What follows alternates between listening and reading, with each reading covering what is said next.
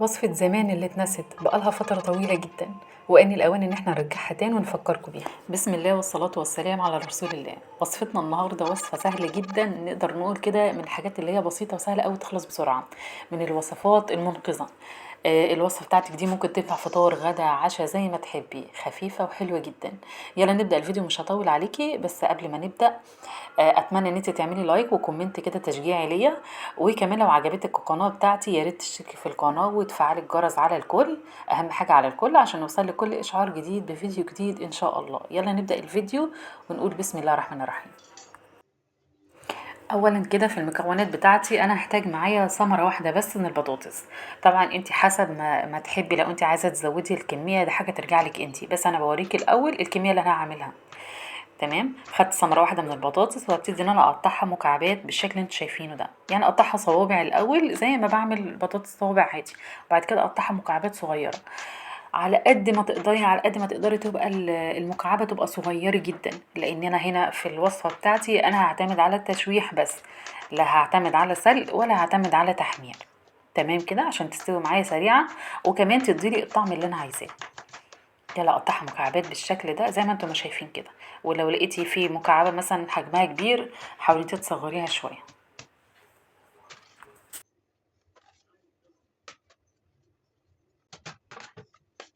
بعد ما اخلص هبتدي ان انا اقلبها في الطبق بتاعي جانبا كده، عشان اقطع برضو بقيه المكونات ونشوف ايه هي باقي المكونات بتاعتنا.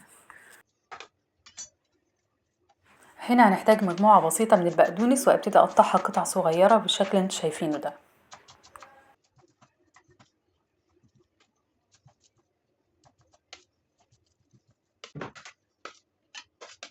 هنقلها كمان في طبق صغير كده لحد لما اكمل برضو بقيه المكونات بتاعتي. هنا هنحتاج ثمرة واحدة بس من الفلفل. وهنا بقى موضوع الفلفل، ان انتي ممكن تختاري فلفل الوان عادي او فلفل اخضر هتقطعيه مكعبات صغيرة، او ممكن تختاري كمان، هي اساس الوصفة بتاعتي انك انتي بتحتاجي فيها فلفل حار، فلفل اللي هو الاخضر الحار. بس انا هنا مش حابين موضوع الفلفل الحار ده، فانا هنستخدم فلفل الوان. بصراحة اداها طعم جميل جدا وكانت حلوة قوي معايا. خلاص قطعنا الفلفل الالوان مكعبات صغيرة كده، وهنقلها كمان في طبق صغير بالشكل اللي انتوا شايفينه ده.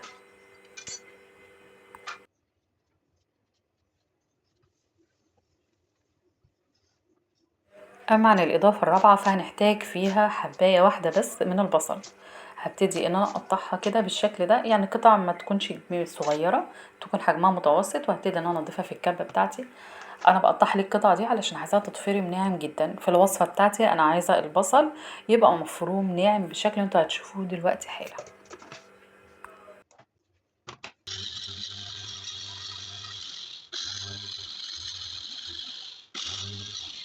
ودي الفرمة اللي احنا عايزينها. بصوا البصل يبقى ناعم بالشكل اللي انتوا شايفينه ده.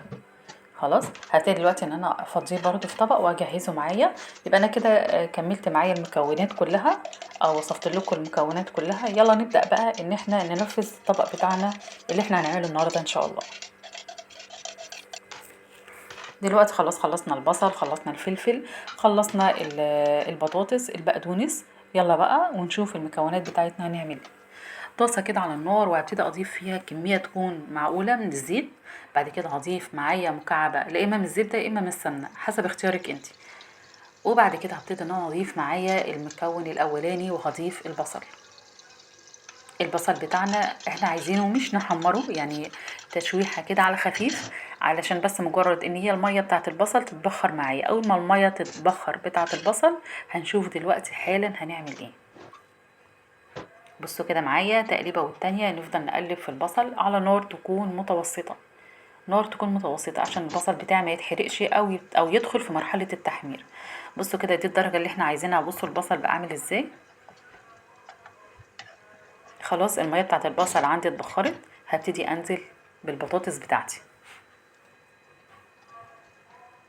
شايفين هنا بقى بضيف البطاطس، هبتدي ان انا اشوحها مع البصل.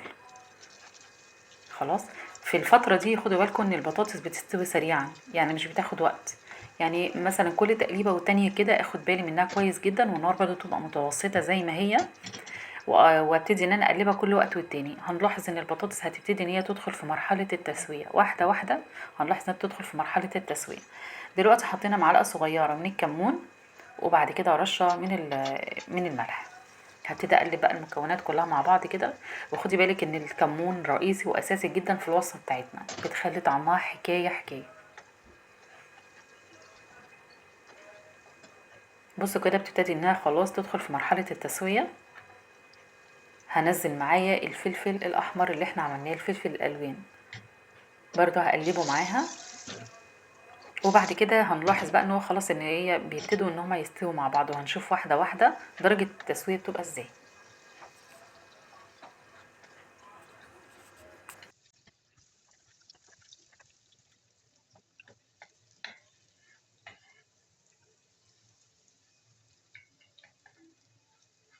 وتعالوا نشوف كده ونختبر البطاطس بتاعتنا ونشوفها استوت ولا لأ. ما شاء الله خلاص كده استوت معانا. بس عشان الحباية صغيرة جدا، المكعبة صغيرة، فاستوت معانا سريعا.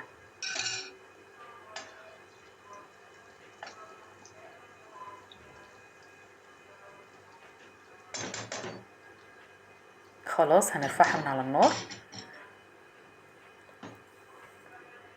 وتعالوا بقى نشوف الخطوة الأخيرة اللي احنا هنعملها. هنستخدم معانا هنا 3 حبات من البيض. هنزلهم في طبق كده صغير عشان نضيف عليه المكونات التانية.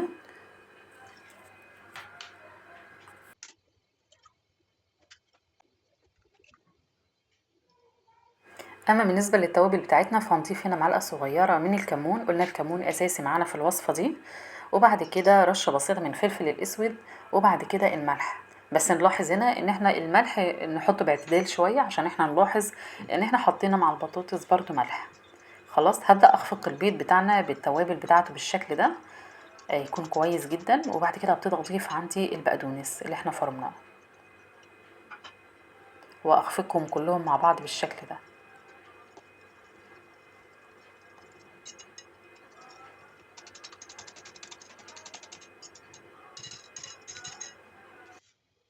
هنجهز معانا الصينية بتاعتي عشان نضيف فيها المكونات كلها.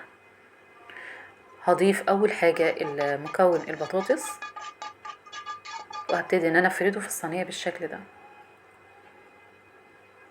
هنا طبعا ليك حرية الاختيار، انت ممكن تخليها في نفس الطاسة عادي وتخليها على النار، وبعد كده تغطيها، مفيش اي مشكلة. وممكن كمان تضيفيها في الفرن زي ما انا ما هعمل دلوقتي. بعد كده ضفت عليها خليط البيض اللي احنا عملناه.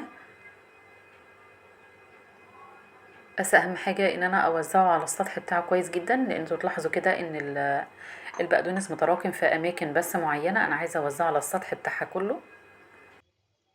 وبعد كده اخد الطعامة والجمال ده وادخلها في الفرن، ما بتاخدش 5 دقايق، لان كل المكونات كلها مستوية، احنا عايزين بس البيض هو اللي يستوي معانا.